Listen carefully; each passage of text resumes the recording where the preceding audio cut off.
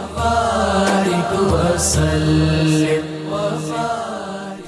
اللهم صل على سيدنا ومولانا الحمدللہ رب العالمین والصلاة والسلام علی سید الانبیاء والمرسلین اللہم صل علی سیدنا ومولانا محمد وعلی آلہ واصحابہ وبارک وسلم وصلی علیہ۔ دنیا کے تمام دیکھنے والوں کو، تمام چاہنے والوں کو، تمام پیار کرنے والوں کو، اور جہاں جہاں تک اس وقت میری آواز کو سنا اور مجھے دیکھا جا رہا ہے، جنید اقبال کی جانب سے انتہائی محبت کے ساتھ السلام علیکم۔ ایک بار پھر ناظرین، آپ کو پر نور صبح نور کے ساتھ میں دل کی گہرائیوں سے خوش آمدید کہتا ہوں۔ آئیے بلا توقف چلیں گے حضرت ابو انیس محمد برکت علی علیہ رحمہ کی تالیف اسماء النبی کریم صلی اللہ علیہ وآلہ وسلم سے رسول اللہ صلی اللہ علیہ وآلہ وسلم کا ایک اسم مبارک پڑھنے اور سننے کی سعادت حاصل کرتے ہیں۔ سیدنا المذکر صلی اللہ علیہ وآلہ وسلم، ہمارے سردار، نصیحت فرمانے والے، درود و سلام بھیجے اللہ آپ صلی اللہ علیہ وآلہ وسلم پر، آپ صلی اللہ علیہ وآلہ وسلم کے آل پاک پر اور صحابہ کرام رضوان اللہ تعالیٰ علیہم اجمعین پر۔ ارشاد باری تعالیٰ ہے کہ اے ایمان والو، بہت گمانوں سے بچو، بلا شبہ بعض گمان گناہ ہیں۔ سیدنا ابو ہریرہ رضی اللہ تعالیٰ عنہ بیان کرتے ہیں کہ رسول اللہ صلی اللہ علیہ وآلہ وسلم نے فرمایا کہ اے لوگوں، اللہ تعالیٰ کے ساتھ حسن ظن رکھو، کیونکہ اللہ اپنے بندوں کے حسن ظن سے زیادہ قریب ہے۔ ہمارے ساتھ آج آپ ضرور جڑے رہیں گے، بلکہ یوں کہیے کہ جڑ کے چلتے ہیں سینٹرل ایشیا، ماوراء النہر کی جانب۔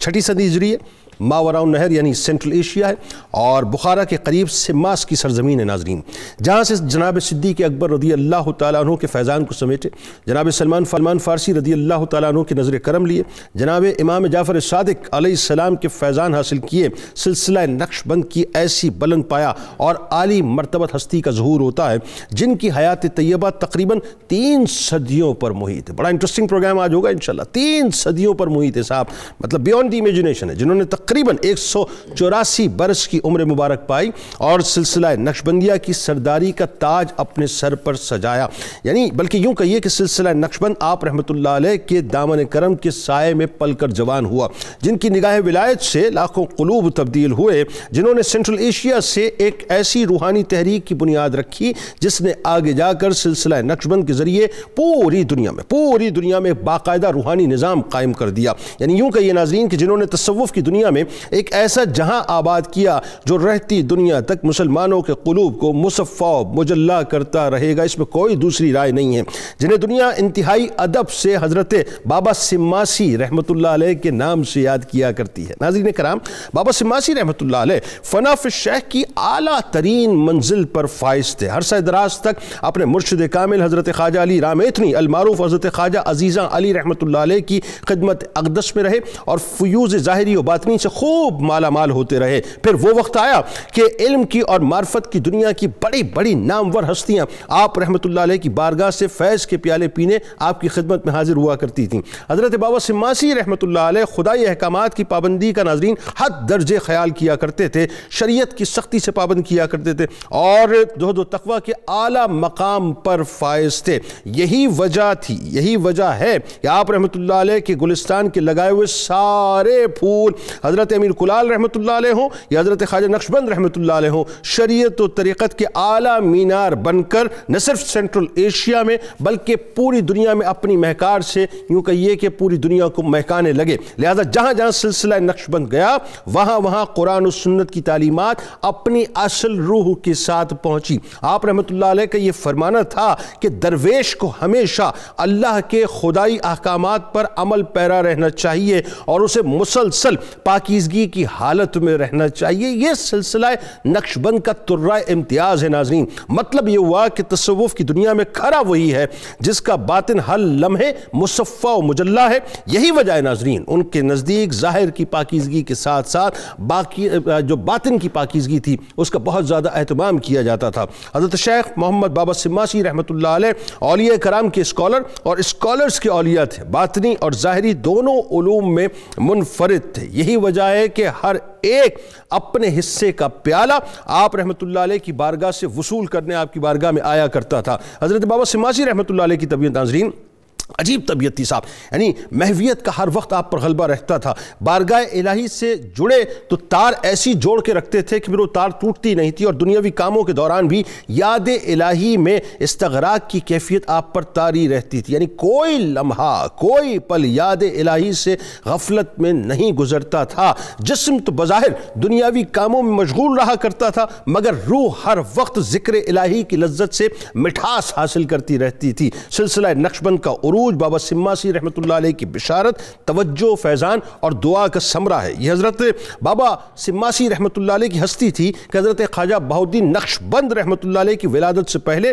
جب آپ رحمۃ اللہ علیہ ان کے گھر کے پاس سے گزرے تو آپ رحمۃ اللہ علیہ کو آنے والے مرد حق کی خوشبو وہاں سے آتی تھی، اور یہ بھی آپ رحمۃ اللہ علیہ کی ہستی تھی کہ جن کی یہ بشارت تھی کہ ایک دن اینٹ اور گارے سے بنے ہوئے اس گھر سے علم اور عرفان کی روشنیاں طلوع ہوں گی، اور یہ جملہ آپ رحمۃ اللہ علیہ کی زبان مبارک سے اس وقت تک ادا ہوتا رہا جب تک حضرت خواجہ نقشبند رحمۃ اللہ علیہ کی پیدائش کی خوشبو نہ آئی، اور پھر وہ وقت آیا کہ قدرت نے حضرت خواجہ نقشبند رحمۃ اللہ علیہ کو بابا سماسی رحمۃ اللہ علیہ کی مبارک گود میں ڈال دیا۔ اس وقت ناظرین آپ رحمۃ اللہ علیہ کی زبان اقدس سے وہ مبارک جملے ادا ہوئے کہ یہ میرا فرزند ہے اور یہ بچہ بڑا ہو کر زمانے کا پیشوا ہوگا، اور ایسا ہی ہوا کہ حضرت خواجہ نقشبند رحمۃ اللہ علیہ زمانے کے پیشوا بنے ناظرین۔ اور پھر وہی ہوا کہ حضرت خواجہ نقشبند رحمۃ اللہ علیہ، یعنی دیکھیے آپ کہ اللہ تبارک و تعالیٰ نے آپ کو وہ آفاقیت، وہ عظمت عطا فرمائی کہ دنیا کے ہر خطے میں آپ کا فیضان جاری ہوا۔ الغرض حضرت شہنشاہ نقشبند رحمۃ اللہ علیہ کی عظیم المرتبت شخصیت کے تذکرے کو علماء عرب و عجم نے اپنے لیے عین سعادت سمجھایا، اور یقیناً یہ حضرت بابا سماسی رحمۃ اللہ علیہ کے فیضان نظر اور بادشاہ گری ہے جس نے روحانیت کی دنیا میں ایک خوبصورت سا جہان آباد کر دیا۔ ہمارے ساتھ اس وقت ناظرین 3 شخصیات موجود ہیں، یقیناً کسی تعارف کی محتاج نہیں۔ پہلی ممتاز عالم دین جناب علامہ محمد اشفاق مدنی صاحب تشریف فرمائے، دوسری شخصیت ممتاز اسکالر جناب ڈاکٹر عقیل احمد صاحب تشریف فرمائے، تیسری شخصیت ممتاز عالم دین جناب مفتی خلیل احمد یوسفی صاحب تشریف فرمائے۔ تینوں آپ کو السلام علیکم، خوش آمدید۔ اور آغاز کرتے ہیں علامہ صاحب آپ سے، کیا کمال ہستی ہیں صاحب۔ جب بھی بابا سماسی رحمۃ اللہ علیہ کا میں یقین مانی اس پروگرام میں ذکر کرتا ہوں تو ذرا قلب کی کیفیت بڑی مختلف ہو جایا کرتی ہے۔ ایک تو یہ کہ ظاہر آپ تعارف میں بتائیے کہ 3 صدیوں پر محیط جس ہستی کا رنگ ہو وہ کتنا حسین اور کتنا مستحکم رنگ ہوگا۔ تعارف بنیادی طور پہ، پھر ماوراء النہر اور خاص طور پہ ہندوستان میں اگر اسی وقت میں ہم بات کریں تو کن کن سلاسل کا کام ہو رہا تھا یہ ذرا بتلائیے، اور سلسلہ نقشبند کے بارے میں بھی ذرا لوگوں کو بتائیے۔ بہت سے اس وقت آپ کے سننے والے جو ہیں دنیا بھر میں سلسلہ نقشبند کے بارے میں ضرور سننا چاہیں گے، بتائیے ذرا۔ بسم اللہ الرحمن الرحیم۔ آج جس ہستی کا انتخاب آپ نے کیا ہے یہ اس مبارک جماعت سے تعلق رکھتے ہیں جنہوں نے ہمارے اس خطے کو ماوراء النہر سے لے کر ہندوستان، پاک و ہند تک اس کو انٹرنیشنل دہشت گردی سے بچایا ہے۔ اچھا، یہ بہت بڑی بات ہے۔ اس وقت یعنی اس خطے کے اندر اس کے علاوہ جتنا جو ہے نا وہ علاقہ تھا اس میں دہشت گردی جاری تھی، تاتاری دہشت گردی، اور ان لوگوں کی ایسی دہشت گردی تھی کہ وہ تو تباہی مچا رہے تھے۔ اس وقت یہ لوگ کام کر رہے تھے، اور کون کون سے سلسلے یہاں کام کر رہے تھے؟ ہمارے اس خطے میں سلسلہ چشتیہ کے سرخیل حضرت بابا فرید الحق والدین مسعود گنج شکر رحمۃ اللہ علیہ وہ اپنی برکات بکھیر رہے تھے، اور سلسلہ سہروردیہ کے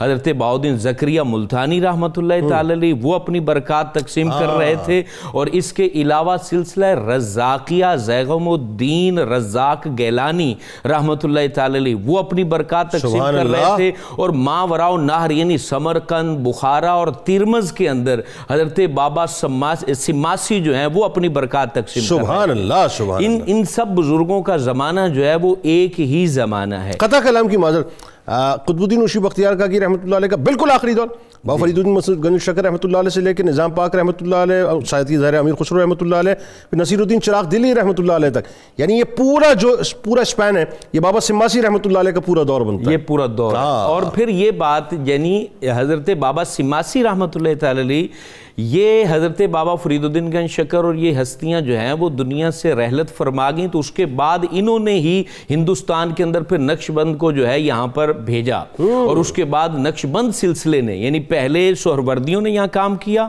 چشتیوں نے کام کیا، اور اس کے بعد حضرت خواجہ بہاءالحق نقش بند رحمۃ اللہ تعالی علیہ انہوں نے کام کیا۔ اوکے، یعنی پہلے سہروردی سلسلہ ہندوستان میں آیا، پھر چشتی، اور اس کے بعد نقش بند پھر یہ نقش بند سلسلہ انہوں نے ورک کیا یہاں پر۔ اصل میں سلسلہ نقش بند جو ہے اس کو حضرت شیخ احمد یسوی رحمۃ اللہ تعالی علیہ المتوفہ 1166 سنہ عیسوی، انہوں نے جو ہے اس کے اوپر بڑا کام کیا ہے۔ اس کے بعد جو ہے حضرت عبد الخالق غجدوانی رحمۃ اللہ تعالی علیہ، ان کا المتوفہ 1179 سنہ عیسوی، انہوں نے پھر اس کے اوپر بہت بڑا ورک کیا ہے۔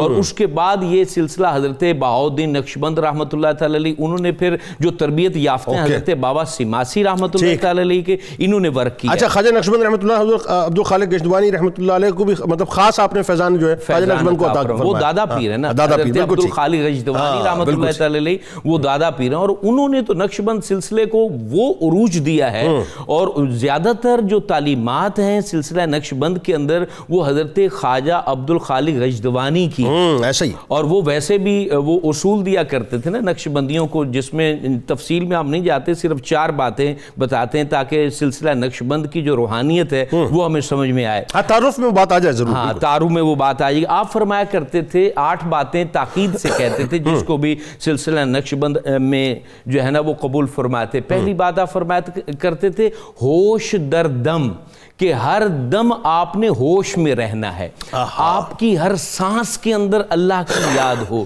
آپ کی فکر کے اندر اللہ کی یاد ہو، کوئی بھی سانس آپ کا غفلت میں نہ گزرے۔ اور پھر آپ فرمایا کرتے تھے نظر بر قدم، آپ فرمایا کرتے تھے تمہاری نظر جو ہے وہ قدم کے اوپر ہونی چاہیے۔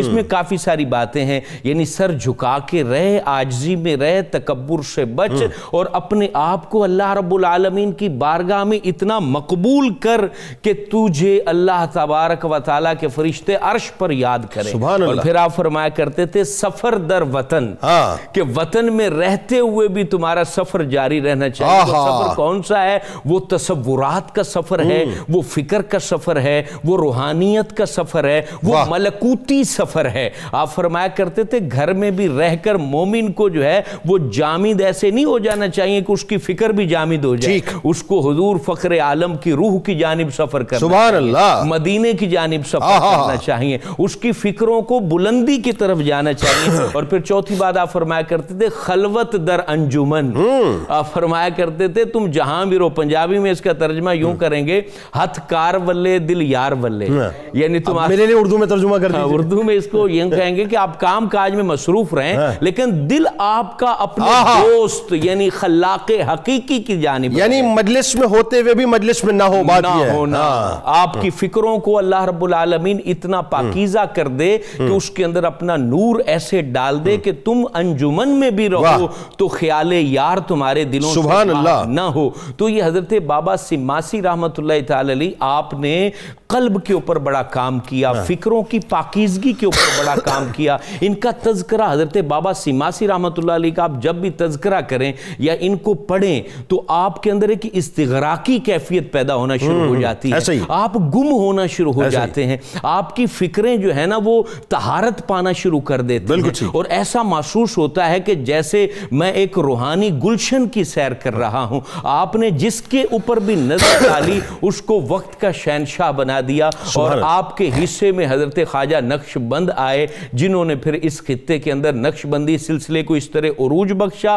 پھر وہ عروج و بام حضرت خواجہ باقی باللہ اکبر بادشاہ کے دور میں مزید جو ہے وہ چمکا، اور پھر حضرت مجدد الفسانی رحمۃ اللہ علیہ نے اس کو مزید خیر و برکت دی، اور پھر حضرت شیر محمد شرک پوری رحمۃ اللہ علیہ نے اس کو ہمارے خطے کے اندر نور دیا، اور پھر حضرت کرما والی سرکار رحمۃ اللہ علیہ انہوں نے جو ہے اس پورے خطے کے اندر حضرت شیر محمد شرک پوری کی امانت کو درجہ اتم سینوں کے اندر محفوظ کیا، جو آج تک الحمدللہ نور نقش بند کا بٹ رہا ہے اور بٹتا رہے۔ سبحان اللہ، یعنی یوں کہیے کہ مدینے والی سرکار کی نظر کرم سے جو فیضان کا نور سینٹرل ایشیا سے چلا، اس نے ہندوستان میں آ کر سب سے پہلے دین اکبری کو زمین بوس کیا، شریعت کی عمارت کو قائم کیا، اور پھر اس کے بعد جو روحانیت کے مختلف ستون ہیں وہ الحمدللہ اس سرزمین کے اوپر باقاعدہ مستحکم کر دیے۔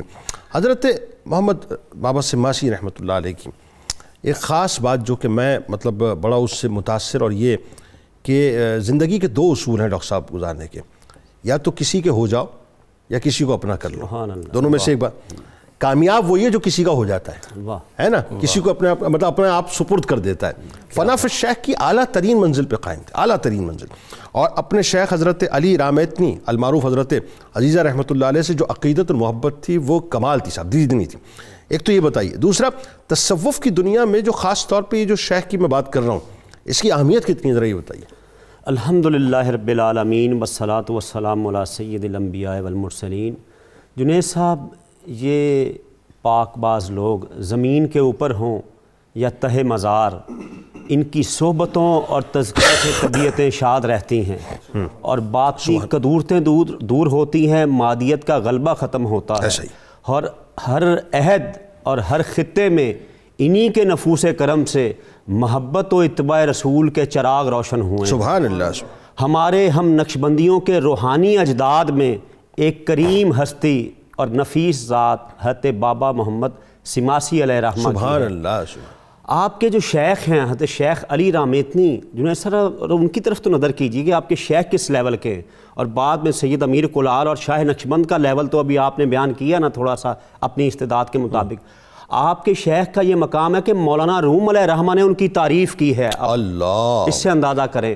اور آپ فرماتے ہیں کہ شیخ کو پرندے پالنے والے کی طرح ہونا چاہیے، واہ، تاکہ ہر ایک کو اس کی استعداد کے مطابق تیار کرے اور غذا دے۔ کیا کہنے، سبحان اللہ۔ آپ کے شیخ سود کا کام کرتے تھے، کسی نے پوچھا حضرت ایمان کیا ہے، فرمایا ادھر سے توڑنا ادھر جوڑنا، مخلوق سے توڑنا رب سے جوڑنا۔ سود کا کام، سود کا، میں نے سود کا ہی کہا ہے، سود کا کام، کپڑے کا، جس کو کپڑے کا، ہاں، واہ واہ، سود کا کام کرتے تھے۔ اسی کے پرسپیکٹو میں آپ نے مثال دی کہ ایمان یہ ہے مخلوق سے توڑنا اور رب سے جوڑنا۔ کیا کہنے، کیا اچھی بات۔ آپ کے پاس جب حضرت بابا محمد سماسی علیہ رحمہ آئے تو آپ نے پھر ان کو جنید صاحب جو جوڑا ہے، جب آپ تشریف لائے نا حضرت بابا جی، تو فرمایا آپ نے کہ اپنے مرید خاص کو کہ میں آپ کے دل میں عروج کی خواہش دیکھ رہا ہوں۔ اللہ، بابا سماسی علیہ رحمہ فرماتے ہیں یہ کہتے ہی مجھے انہوں نے ایک کشفی حصار میں لے لیا، اللہ اکبر، اور ایک میرا اسپریچول جرنی شروع ہو گیا، روحانی سفر،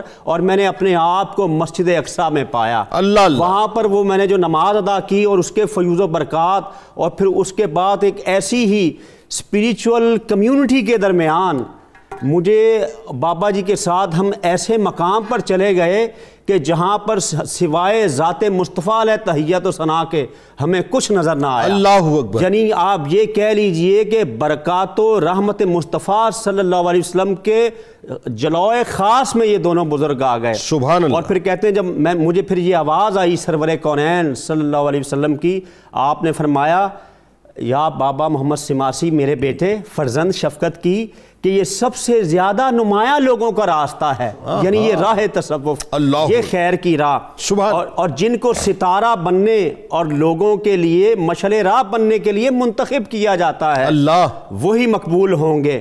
اور میری نظر کرم تمہارے سامنے حال رہے گی، اپنے شیخ کی خدمت کرتے رہو، اور شیخ سے آپ ایسے جڑے کہ پھر دنیا آپ سے جڑ گئی، اور پھر آپ نے وہ جو خیر و برکات اپنے شیخ سے حاصل کی تھی اس کو ٹرانسفر تو دیکھیں کیسے کیا ہے۔ بتائیے۔ پھر حضرت امیر کلال اور شاہ نقشبند کی صورت میں وہ فیض ہمیں نظر آتا ہے۔ جی جی۔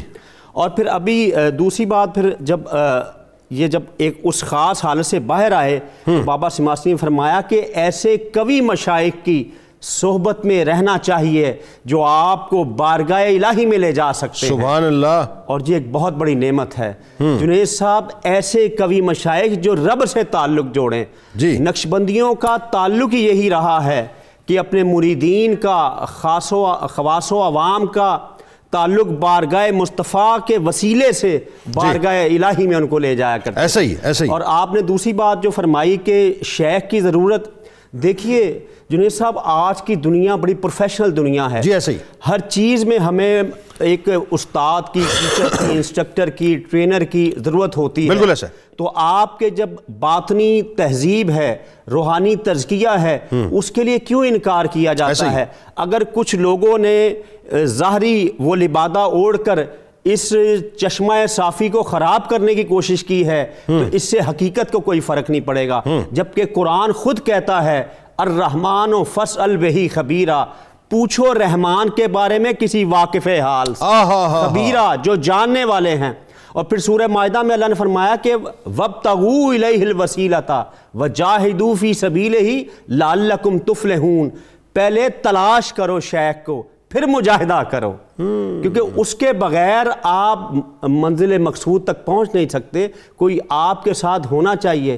جنید صاحب باہر بڑی فوگ ہے، بعض دفعہ ہم جب گاڑی میں آتے ہیں تو آگے کچھ نظر نہیں آتا، تو کوئی گاڑی نظر آتی نا بڑی تو اس کے پیچھے گاڑی لگا دیتے ہیں کہ یہ ہمیں اس کے بھی ہیزرٹس آن ہونے چاہیے، اس کے بھی آن ہونے چاہیے، اس میں بھی کچھ وہ میں آگے عرض کرتا ہوں. شاہ ولی اللہ علیہ رحمہ نے جو فرمایا تو یہ ہمیں شیخ کی ضرورت. اور قرآن کریم نے جو فکر صالح اور عمل صالح کا کنسیپٹ دیا ہے وہ صحبت صالح کے بغیر ادھورا ہے. یعنی یوں کہہ لیجئے قطع کلام کی معذرت کہ شیخ کی مثال بنیادی طور پہ دنیاوی لذتوں کی اس اسموگ کے راستے میں ان ہیزرٹس کی طرح ہے جو آپ کو منزل مقصود تک پہنچا دیا کرتے ہیں. اور شاہ ولی اللہ علیہ رحمہ نے کیا فرمایا کہ شیخ کے بارے میں عصری تناظر میں کہ عالم ہو، عادل و متقی ہو، اور زہد فی الدنیا اور راغب فی الآخرت ہو، امر بالمعروف و نہی عن المنکر کا عامل ہو، اور خود کسی خاص شیخ کا صحبت یافتہ. سبحان اللہ. بات آگے بڑھاتے ہیں. ذرا مفتی صاحب بھی بتائیے کہ بابا سماسی رحمۃ اللہ علیہ، ایک تو تعلق آپ کا خاص طور پہ اپنے شیخ طریقت کے حوالے سے، اور اس کے ساتھ جب یہ تربیت آپ کی اس نہج کو پہنچ گئی تو عبادات میں آپ بے انتہا منہمک رہا کرتے تھے، اور استغراقی کیفیت کا یہ عالم تھا کہ دنیا میں ہے لیکن دنیا میں نہیں. وہی بات ہے نا کہ آپ مجلس میں ہوتے ہوئے بھی مجلس میں نہیں ہوا کرتے تھے، اور وطن میں رہتے ہوئے بھی اپنے سفر کو جو ہے وہ جاری رکھا کرتے تھے. ایگزیکٹلی وہ جو بات کی ہمیں ساری جتنی بھی تعلیمات ہیں اس کو یوں کہہ لیجئے کہ منبع اور مرکز بابا سماسی رحمۃ اللہ علیہ کی ذات اقدس ہمیں نظر آتی ہے. تو تصوف کی دنیا میں جو استغراق کی اہمیت ہے کیا ہے ذرا بتائیے. پھر جو غفلت ہم کر جاتے ہیں بنیادی طور پہ کہ جو دم غافل سو دم کافر والی بات ہے، تو پھر کیفیت کیا ہوتی ہے ذرا ہی بتائیے. بسم اللہ والصلاۃ والسلام علی رسول اللہ.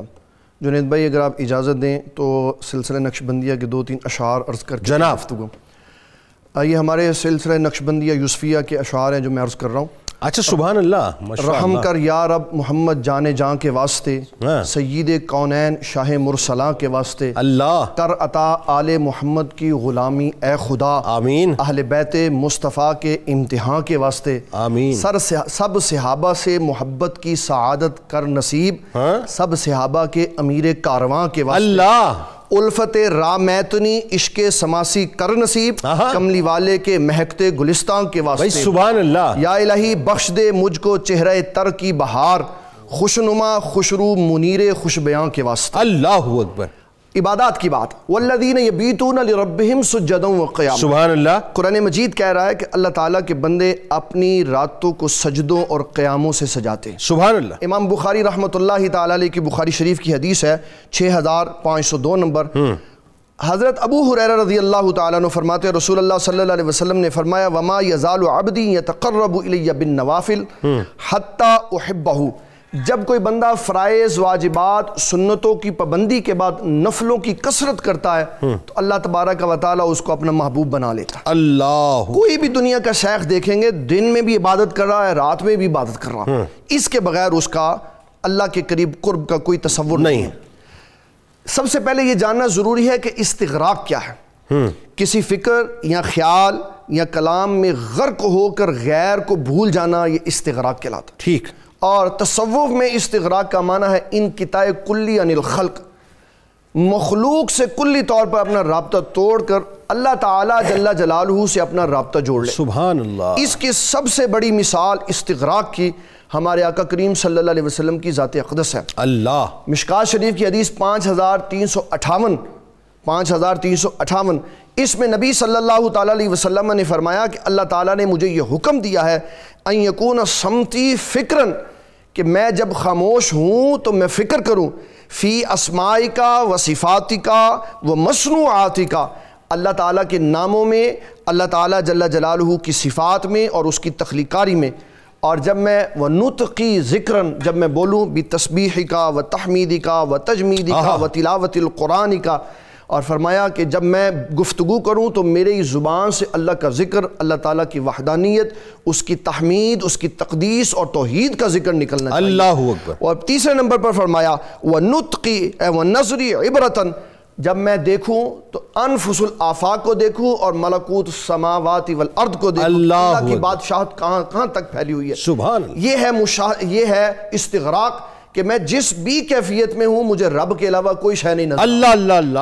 اور پھر جو لوگ اس کی اہمیت کو سمجھتے ہیں ان کو پتہ ہے کہ جب تک ہم تنہائی میں نہیں جائیں گے، اپنے آپ کو مخلوق سے جدا نہیں کریں گے، اس وقت تک اللہ کا قرب نہیں مل سکتا.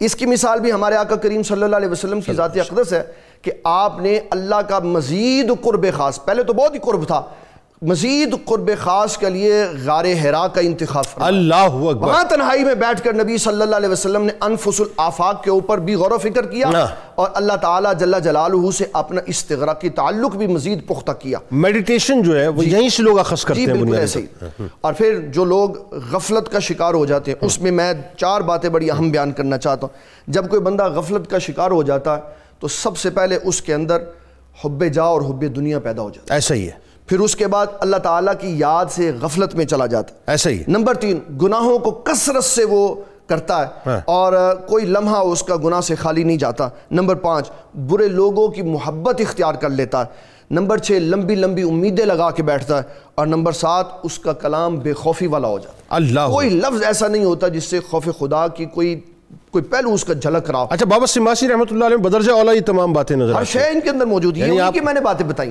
کہ وہ اس کیفیت میں تھے کہ ان کے اندر نہ خوف خدا سے علیحدہ ہونے والی کوئی کیفیت تھی، خوف خدا سے سجے ہوئے انسان. کاموں میں بھی اگر اپنے لگے رہتے وہ کیا وہ انگور والا واقعہ. وہ ایک دن انگوروں کے باغ میں گئے تو استغراق کی کیفیت آئی، اللہ کی یاد میں وہیں پہ گر گئے اور یہ کیفیت ہوئی کہ مریدین پریشان ہو گئے. یعنی ہر جگہ پر انقطاع کلی عن الخلق رہا اور اللہ تعالیٰ کے ساتھ ان کی وابستگی رہی. اللہ اکبر. یعنی کسی دم جو ہے وہ اللہ سے غفلت نہیں. اچھا، ہمارا مسئلہ یہ ہے کہ آج ہمیں تو جو موقع ہوتا ہے یاد کرنے کا، اس موقع پہ بھی ہم صحیح طور سے حق ادا نہیں کرتے. نمازوں میں بھی غفلت ہے، روزوں میں بھی غفلت ہے، قرآن کی تلاوت میں بھی غفلت ہے، ذکر و اذکار میں بھی غفلت ہے. دل ہمارا بظاہر اللہ کی بارگاہ میں لگنا چاہتا ہے یا ہم لگانا چاہتے ہیں لیکن لگ نہیں پاتا. اس کی وجہ کیا ہے؟ مطلب ہم اتنے ڈی فوکسڈ کیوں ہیں؟ جنید بھائی، اس کی سب سے بڑی وجہ یہ ہے کہ ہمارا تعلق قرآن و سنت سے جدا ہو چکا ہے. جب تک ہم قرآن مجید نہیں پڑھیں گے، نبی صلی اللہ علیہ وسلم کی احادیث نہیں پڑھیں گے، اس وقت تک ہماری توجہ اللہ تعالیٰ کی طرف نہیں ہو سکتی. ہمیں گائیڈ کرنے والا ان دونوں کے بعد کوئی تیسرا نظر ہی نہیں آ رہا. یہ 2 چیزیں ہیں جو ہمیں اللہ تعالیٰ کی طرف جوڑتی. تلاوت قرآن مجید ہم کرتے نہیں، رسول اللہ صلی اللہ علیہ وسلم کی حدیث پڑھتے نہیں. یہ پڑھیں تاکہ پتہ چلے نبی صلی اللہ علیہ وسلم کا اللہ تعالیٰ سے کیسے تعلق ہے. واقعات میں ایک بڑا واقعہ آتا ہے کہ ام المومنین سیدہ عائشہ صدیقہ ایک دن نماز تہجد کے وقت رسول اللہ صلی اللہ علیہ وسلم کی بارگاہ میں حاضر ہوئی. آگے عرض کی السلام علیکم، تو آپ نے ایسے کر کے ان کی طرف دیکھا. آپ نے فرمایا کون ہے؟ عرض کی حضور میں عائشہ. فرمایا کون عائشہ؟ کہا ابو بکر کی بیٹی. فرمایا کون ابو بکر؟ اللہ. یہ آپ کی استغراق کی کیفیت تھی کہ جب آپ اللہ کے ساتھ وابستہ تھے تو دنیا جہاں کے کسی بندے کی آپ کو فکر نہیں. اور یہ قول مبارک بھی ہے نا حضرت عائشہ صدیقہ سلام اللہ علیہا کا کہ جب مطلب میرے سرکار جو ہے وہ نماز کے لیے اللہ کی بارگاہ میں حاضر ہوتے تو ہم سب کو جو ہے بھول جایا کرتے تھے. اذان کی آواز کے فوری بعد یہ کیفیت ہو جاتی تھی کہ ہم سے ایسے جدا ہو جاتے تھے جیسے ہمیں جانتے ہی نہیں. بالکل نہیں جانتے. اور ہمارا اور یہی کیفیت ہے جو صوفی کے لیے، اللہ والے کے لیے ضروری ہے کہ اپنے رب سے اپنے آپ کو اس طرح جوڑے کہ دنیا سے اس کا تعلق بالکل ختم ہو. ہمارا وجود تو صاحب اللہ کی بارگاہ میں بظاہر کھڑا ہوتا ہے لیکن ہمارا دل، ہماری روح جو ہے وہ کہیں یا تو ہمارے کاروبار میں الجھی ہوئی ہوتی ہے یا تو ہماری دکان میں الجھی ہوئی ہوتی ہے، ہمارے جو جتنی بھی ایکسپورٹس ہیں امپورٹس ہیں اس میں الجھی ہوئی ہوتی ہے، ہماری جاب میں الجھی ہوئی ہوتی ہے. ہمیں آگے کیا کیا پلاننگز کی ہوئی ہیں ہم نے ہم اس کی بنت کر رہے ہوتے ہیں. کون سی میٹنگز اب اس کے بعد لگی ہوئی ہیں اس کی ہم بنت کر رہے ہوتے ہیں.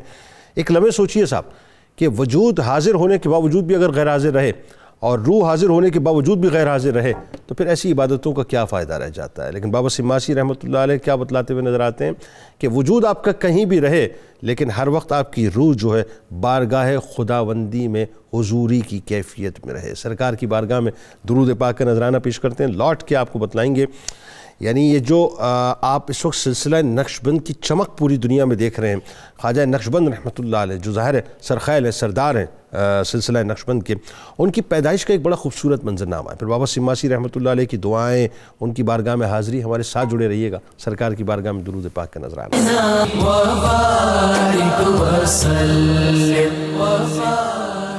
کو خوش آمدید کہتا ہوں خواجہ نقشبند رحمۃ اللہ علیہ کے سر کے تاج، بلکہ یوں کہیے کہ نقشبند سلسلے کے سرخیل حضرت بابا سماسی رحمۃ اللہ علیہ کی بارگاہ میں ہدیہ عقیدت پیش کر رہے ہیں، اور آپ اور ہم یقیناً اس وقت بھی جڑے ہوئے ہیں سینٹرل ایشیا کی جانب، یعنی ماوراء النہر کی جانب۔ ایک بڑی انٹرسٹنگ بات، اور وہ میں چاہتا ہوں ذرا سوال کی صورت میں آپ کے سامنے فلوٹ کروں علامہ صاحب، کہ بابا سماسی رحمۃ اللہ علیہ کی ذرا جو خواجہ نقشبند رحمۃ اللہ علیہ کے لیے بشارتیں تھیں، اور خواجہ نقشبند رحمۃ اللہ علیہ کی جو پیدائش کا معاملہ، پھر بابا سماسی رحمۃ اللہ علیہ کی بارگاہ میں حاضری دینا، پھر اس کے بعد ظاہر ہے آپ کی دعاؤں کا جو ہے وہ خاص طور پہ سلسلہ، اور خاص طور پہ امیر کلال رحمۃ اللہ علیہ کو آپ کی تربیت کے لیے جو ہے تلقین فرمانا۔ اب ایک انٹرسٹنگ بات آپ دیکھیے، آپ تینوں احباب سے میری گزارش ہے کہ 591 ہجری میں بابا سماسی رحمۃ اللہ علیہ کی پیدائش ہو رہی ہے، 775 ہجری میں آپ نے پردہ فرمایا، تقریباً 184 برس کے قریب آپ کی عمر بنتی ہے۔ 676 ہجری میں امیر کلال رحمۃ اللہ علیہ کی پیدائش ہو رہی ہے، 772 ہجری میں آپ نے پردہ فرمایا، 96 ہجری آپ کی عمر مبارک بن رہی ہے۔ 718 ہجری میں خواجہ نقشبند رحمۃ اللہ علیہ تشریف لاتے ہیں، اور 791 ہجری میں آپ کی پردہ فرماتے ہیں، 73 تقریباً برس جو ہے آپ کی عمر مبارک بنتی ہے۔ اب کمال کیا ہے اس میں؟ کمال یہ ہے کہ جب خواجہ نقشبند رحمۃ اللہ علیہ کی پیدائش ہوتی ہے تو اس وقت حضرت بابا سماسی رحمۃ اللہ علیہ کی عمر مبارک تقریباً 127 برس تھی، 127، یعنی 127 برس کی عمر کی بزرگ کی گود میں جو ہے مبارک گود میں خواجہ نقشبند رحمۃ اللہ علیہ تشریف لاتے ہیں۔ اسی طرح سے امیر کلال رحمۃ اللہ علیہ کی اس وقت جو مطلب یوں کہیے جب پیدائش ہوتی ہے تو اس وقت بابا سماسی رحمۃ اللہ علیہ کی تقریباً کوئی 85 برس کے قریب عمر ہوتی ہے۔ 57 ایئرز ظاہری طور پہ بابا سماسی رحمۃ اللہ علیہ نے خواجہ نقشبند رحمۃ اللہ علیہ کو یعنی بالواسطہ اور بلا واسطہ جو ہے اپنی تربیت پہ رکھا، بتائیے ذرا۔ بسم اللہ الرحمن الرحیم۔ حضرت بابا محمد سماسی رحمۃ اللہ علیہ کی بشارتوں کو بیان کرنے سے پہلے ایک بات کوٹ کرنا چاہتا ہوں۔ بعض لوگ جب ان بشارتوں کو سنتے ہیں تو وہ کہتے ہیں کہ یہ کیسے ممکن ہے کہ من و عن بات کو پہلے بیان کر دیں۔ تو اس کے لیے حضرت قبلہ مفتی صاحب نے جو حدیث قدسی پیش کی، اس کا جو اینڈ ہے وہ اس کی وضاحت کرتا ہے کہ جب بندہ، اللہ رب العالمین فرماتا ہے، جب بندہ عبادات کے ذریعے، نوافل کے ذریعے، ریاضت کے ذریعے میرا قرب پاتا ہے تو پھر میں اس کے ہاتھ بن جاتا ہوں۔ مقصد میری طرف سے ایک خاص قوت اس کو عطا کر جاتی ہے، میں اس کی آنکھیں بن جاتا ہوں۔ مطلب اس کی آنکھوں میں اور اس کے تصورات میں اور اس کے خیالات میں وہ قوت آ جاتی ہے جو ایک عام انسان کو وہ قوت نہیں ملتی۔ یا ایک بات عرض کرنا چاہتا ہوں، یہ روایت ہے، ہمارا عرف ہے کہ غیرت مند شخص کسی کی مزدوری نہیں رکھتا۔ غیرت مند شخص جو ہوتا ہے، اس کے ہاں کوئی بھی بندہ مزدوری کرنے جائے نا تو اگر وہ شام کو اچھا کام کرے تو وہ 10-20 روپے اوپر ہی دیتا ہے کہ بیٹا یہ چائے پی لینا، تم نے کام بہت اچھا کیا ہے۔ اور حضور فخر عالم جان رحمت علیہ السلام فرماتے ہیں سب سے بڑا غیرت والا اللہ ہے۔ اللہ اکبر۔ بندہ اللہ کے ہاں مزدوری کرے، اللہ کا کام پورا کرے، اپنے قلب میں اللہ کا نام بسا لے، اپنی روح کو اللہ سے متعارف کروا دے، اپنی رگ رگ اور رواں رواں اللہ اللہ کہنے والا بنا دے، اور اس کے بعد وہ بشارتیں نہ دے تو کیا دے؟ کیا کہنے خوبصورت، اور پھر میرا اللہ اس کو عطا نہ کرے تو ہاں اب کہتے ہیں جی اب کیوں نہیں ہوتا بھی، اب کوئی بابا سماسی بنے تو اللہ تو آج بھی وہی ہے۔ سبحان اللہ، بابا سماسی بنے تو کیا کہنا۔ اب یہ دعویٰ کر دینا اب تم دکھاؤ بھئی آج کا مولانا، میں تو یہ نہیں کر سکتا کیونکہ میں تو بابا سماسی نہیں ہوں۔ مولانا مسئلہ یہ بھی نا کہ تمہاری آنکھ بھی تو پھر وہ لاؤ، آنکھ بھی تو وہ جو دیکھنے والی ہو۔ مقصد تو یہی بات، دکھانے والے تھے تو دیکھنے والے بھی، دیکھنے والے بھی تھے۔ تو حضرت بابا سماسی رحمت اللہ علیہ کی اب دیکھیں آنکھ جس میں اللہ نے قوتیں ڈالی تھیں، وہ کوشکیں ہندواں کے پاس سے گزرے اور فرمانے لگے یہ کوشکیں ہندواں ایک دن قصر عارفاں بنے گا۔ سبحان اللہ، سبحان اللہ۔ فرماتے کہ یہاں وہ ہستی پیدا ہونے والی ہیں جو اس کو قصر عارفاں بنا دے گی، اور وہ خواجہ نقشبند تھے۔ جب وہ پیدا ہوئے تو ان کے والد گرامی قدر، پہلے چونکہ ادب بہت تھا اور اسلام ادب کا نام ہے، علم کی کثرت کا نام نہیں ہے، یہ بات سمجھنے والی ہے کہ ریسرچ کر لینا گوگل سے اور کسی بھی سرچ انجن سے اور کہنا میرے پاس بہت نالج ہے، میں بہت بڑا بندہ بن گیا، علم کی کثرت آپ کو بندہ نہیں بناتی، ادب کی کثرت آپ کو بندہ خدا بناتی ہے۔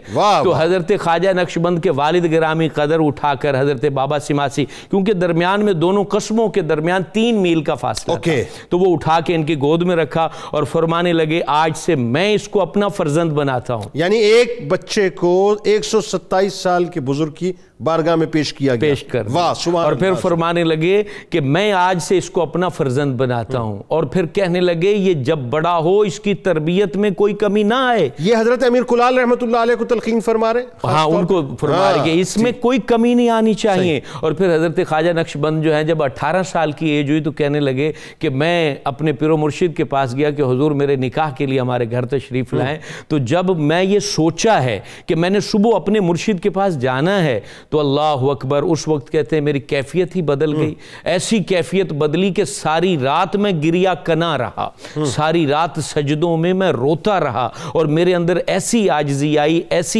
آئی کہتے ہیں کہ میں اللہ تعالیٰ سے بار بار کہتا رہا اللہ مجھ پر جو مصیبت آئے تو اس کا بوجھ اٹھانے کی مجھے قوت دینا، اور پھر اس کے بارے میں جو آگے جواب دیا اس کو انشاءاللہ قبلہ ڈاکٹر صاحب بیان کریں گے۔ مجھے یہ بات بتائیے، یہ پیدائش کا سلسلہ خواجہ نقشبند رحمۃ اللہ علیہ کے بارے میں بشارتیں، پھر بابا سماسی رحمۃ اللہ علیہ کی بارگاہ میں حاضری، بابا سماسی رحمۃ اللہ علیہ نے خاص طور پہ آپ کے لیے دعائیں بھی کی اور پھر تلقین بھی فرمائی امیر کلال رحمۃ اللہ علیہ کو۔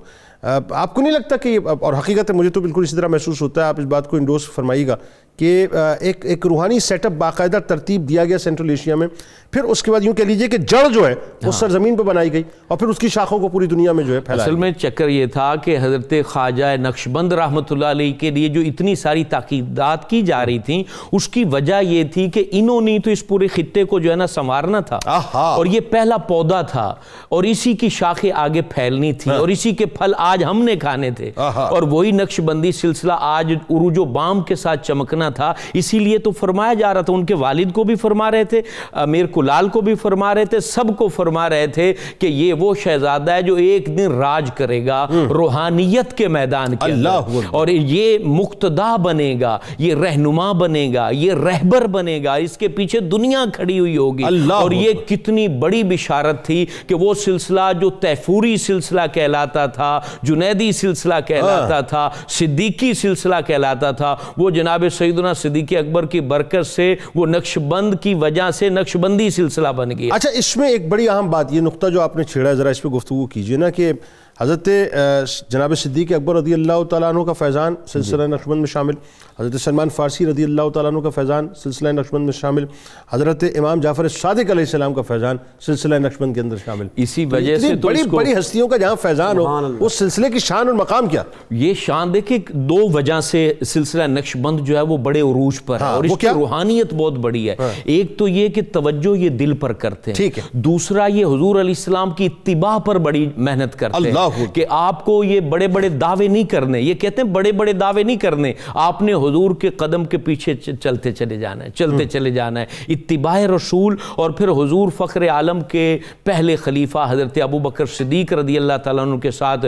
روحانی تسلسل، اور پھر حضرت جو ہے نا سلمان فارسی جنہوں نے حضور جان رحمت علیہ السلام کی خاطر سب کچھ چھوڑ دیا، اور جنہوں نے اتنی بڑی برکت پائی کہ حضور نے ان کو اپنے اہل بیت میں شامل کیا، اندازہ لگائیں تو ان کا فیضان کرم اس سلسلے میں نظر آتا ہے۔ اور پھر اس میں جو ہے وہ امام جعفر صادق علیہ امام جعفر صادق، اللہ اکبر، اور پھر قبلہ اس کے اندر ایک بڑی، پھر حضرت علی المرتضیٰ کا بھی فیضان آ گیا، بالکل ایسا اس میں۔ اور یہ امام جعفر صادق سے اگر آپ بلکہ یوں کہیے کہ اگر اس کو اور تھوڑا سا سپریڈ کر دیں بات کو، تو بات یہ ہے کہ علوی اور صدیقی دونوں فیضان جو ہیں دونوں فیضان اس سلسلہ نقشبند میں موجود ہیں۔ اور پھر اس میں ایک بہت بڑی بات قبلہ یہ ہے کہ جو ہم کہتے ہیں کہ یہ حضرت ابو بکر صدیق سے یہ چاروں خلفاء جس پر نگاہ کرم کرتے ہیں، اصل میں ولایت انہی کا مقدر بنتی ہے، بالکل ایسا۔ جہاں ایک بھی مسٹیک ہوتی ہے وہاں ولایت نہیں ہوتی ہے، وہاں دعوے ہوتے ہیں۔ اچھا، اب ایک بات ڈاکٹر صاحب ذرا یہ بتائیے کہ یہ جو خاص طور پہ ایک تو امیر کلال رحمۃ اللہ علیہ کو آپ نے حضرت خواجہ نقشبند رحمۃ اللہ علیہ کی پیدائش کے موقع بابا سماسی رحمۃ اللہ علیہ نے تلقین فرمائی، پھر باقاعدہ براہ راست خواجہ نقشبند رحمۃ اللہ علیہ کی جو تربیت آپ نے جس طرح سے کی، جو ان کی تلقین کی، اور پھر جو خاص طور پہ دعا دی، تو شاہ نقشبند جو ہیں ان کے سامنے جس انداز سے آپ کی ہستی تھی بابا سماسی رحمۃ اللہ علیہ کی، جس انداز سے آپ نے تربیت کی، اور جو کرامات کا ظہور آپ کے سامنے ہوتا رہا، اس کے بارے میں بھی تھوڑا سا بتائیے۔ جنید صاحب ابھی بات ہو رہی سلسلہ نقشبندیہ، اگر میں بھی ایک جملے میں عرض کروں کہ صحابہ کرام اور اہل بیت اطہار کے فیوزات جمع ہیں سلسلہ نقشبندیہ میں. واہ سبحان اللہ. اسی لیے آپ دیکھیں نقشبندی دونوں کا ذکر چاہت سے، ذوق محبت سے سب کرتے ہیں. ایسے ہی. اچھا، اب جب یہ گزرتے تھے نا تو یہ کہتے تھے یہ کوشک ہندوؤں سے کہ مجھے ایک مرد با کمال کی خوشبو آ رہی ہے. جی. اچھا، تاریخ میں ہم یہ تو دیکھتے ہیں کہ اپنے سے پہلوں کے تذکرے کرنا، ذکر کرنا، یہ ایسے اہل نظر ہوتے ہیں کہ آنے والوں کے کمال کا بھی بتا دیتے ہیں. اور جس وقت ولادت ہوئی فرماتے ہیں آج خوشبو تیز ہو گئی. اور جس تاکید سے انہوں نے سید امیر کلال کو تلقین کی ہے نا کہ یہ میرا فرزند ہے، اگر تم نے اس کی تربیت میں کوئی کوتاہی کی، حالانکہ وہ کیسے کر سکتے تھے، تو میں تمہیں معاف نہیں کروں گا. تو انہوں نے اسی تاکیدی انداز میں جواب دیا، یا شیخ اگر میں ان کی تربیت میں کوئی کوتاہی کروں تو میں مرد کامل نہیں ہوں. اور کیسی تربیت کی؟ امیر کلال بھی سید ہیں، سادات اکرام، اور خواجہ نقشبند بھی سید ہیں. اور پھر دیکھیے ان کا کنیکشن کیسے ہوا ہوگا، وہ فیض و کرم کی برقی رو کیسے چلی جو اس خطے میں آ کر امام ربانی کی صورت میں جہاں روشن کر گئی. اور 18 برس کی عمر میں جب دیکھیے ان کی نکاح کی عمر ہوئی تو آپ کے بزرگوں نے کہا کہ جائیں ان کو لائیں برکت کے لیے. دیکھیں یہ کیسی ہماری روایت رہی ہے کہ نکاح میں آج کل کیا خرافات ہو گئی ہیں، بزرگوں کو شامل کیا. آج کل تو خرافات یہ ہو گئی ہیں کہ باپ اور بیٹی باقاعدہ رقص کرتے ہیں اور پھر وہ میڈیا پہ جو ہے بس یہ انہی لوگوں سے باقاعدہ اکاؤنٹ بنا کے پیش کیا جاتا ہے. انہی لوگوں سے جڑا جائے گا تو خیر و برکت ہوگی. اور آپ غور کیجئے گا، جب شاہ نقشبند فرماتے میں وہاں ان کے بابا جی کے پاس حاضر ہوا تو میری طبیعت میں خاص خشوع و خضوع آیا. علامہ اقبال یاد آ گئے کہ کیمیا پیدا کن از مشت گلے، بوسا ضربن آستانے کا ملے. اگر تم چاہتے ہو کہ اس مٹی کے پتلے کو سونا جوہر بناؤ تو کسی مرد کامل کی چوکھڑ کو چوم لو.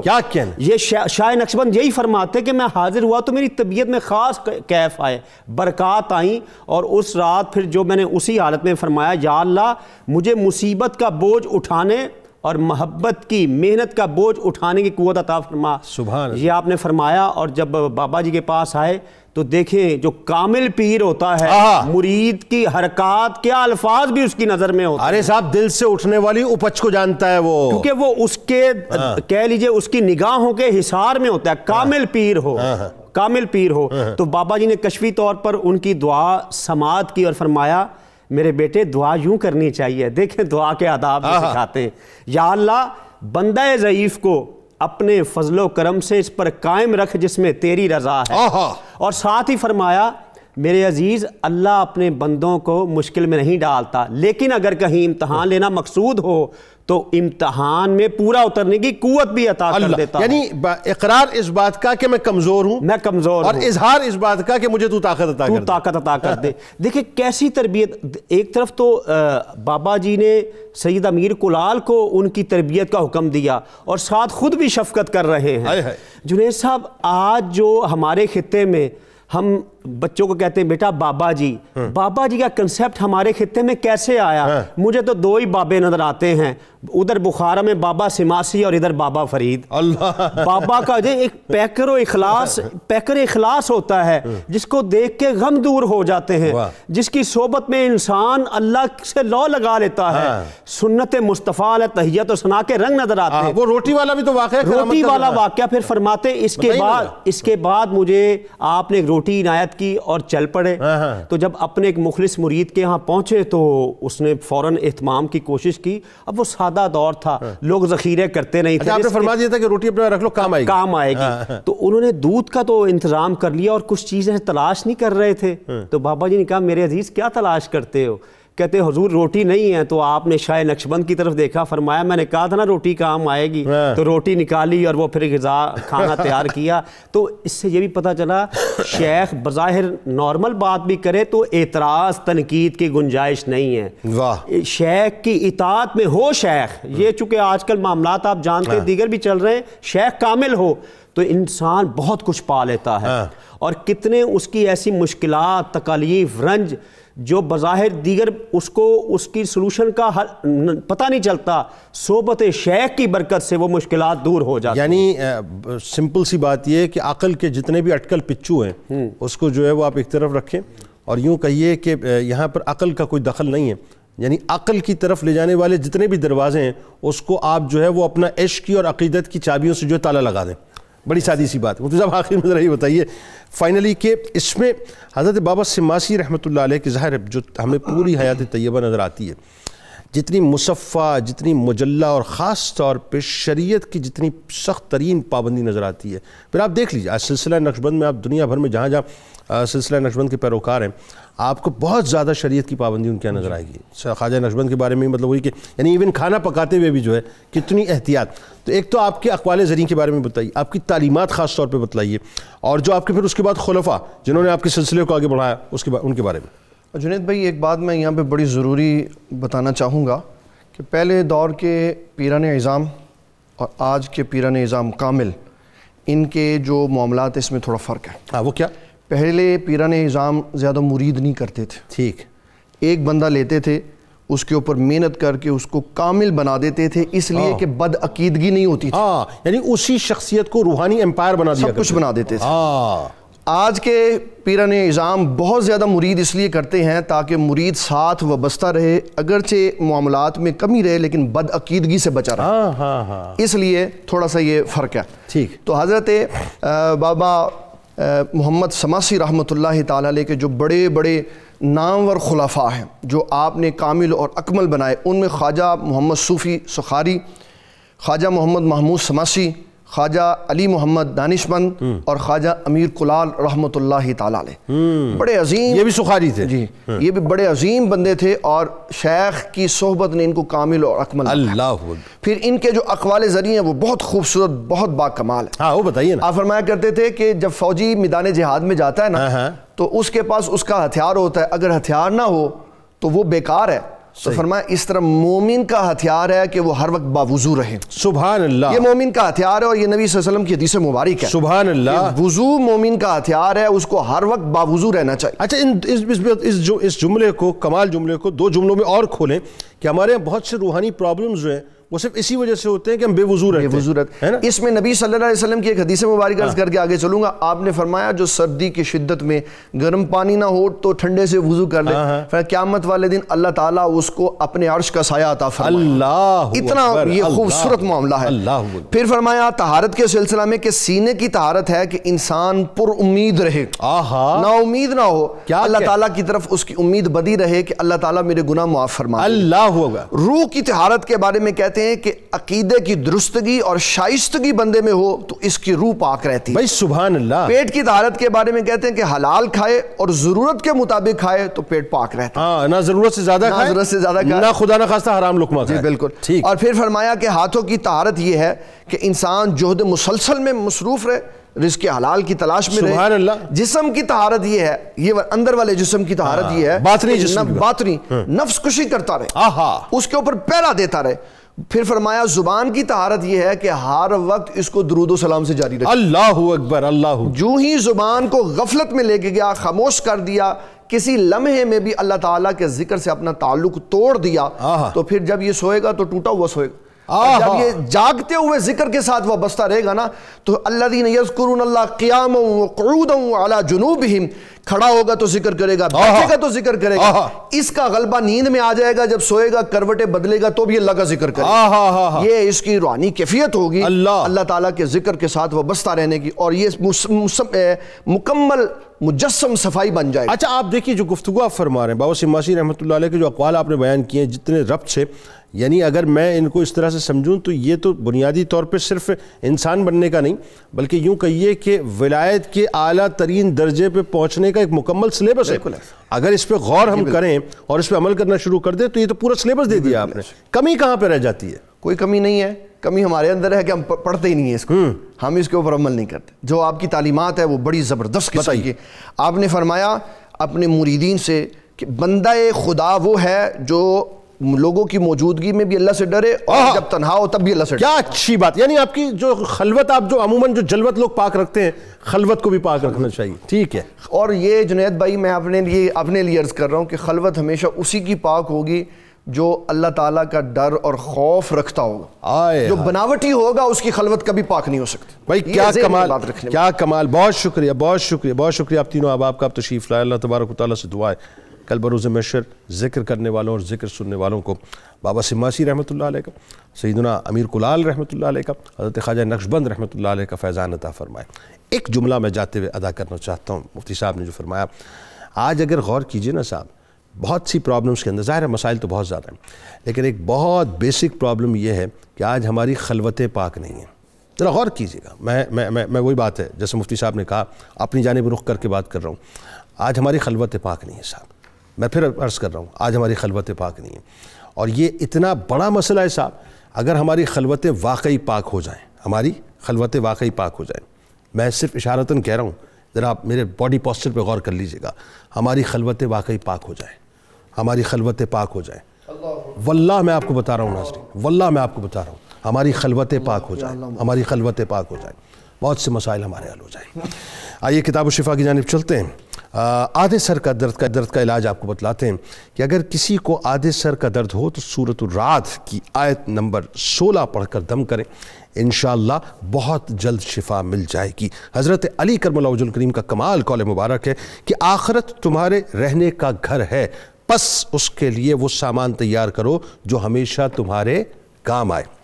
روزنامہ 92 نیوز میں آج مضمون پڑھی گا حضرت خواجہ بابا سماسی رحمۃ اللہ علیہ کے حوالے سے۔ ٹویٹر پہ ہمیں فالو کر لیجئے، فیس بک پیج کو لائک کر لیجئے، یوٹیوب چینل کو سبسکرائب کر کے بیل آئیکن کو ضرور کلک کر لیجئے گا۔ آپ وہاں موجود ہیں، ہم یہاں موجود ہیں، مل کے نعرہ لگائیں گے، لیکن اس سے پہلے ذرا روح سے تجدید عہد وفا، لا یؤمن احدکم حتی اکون احب الیہ من والدہ وولدہ والناس اجمعین۔ اللہ تعالیٰ آپ کا، ہمارا، ہم سب کا، پاکستان کا اور امت مسلمہ کا حامی و ناصر، آمین۔ پاکستان کا مطلب کیا؟ لا الہ الا اللہ محمد رسول اللہ۔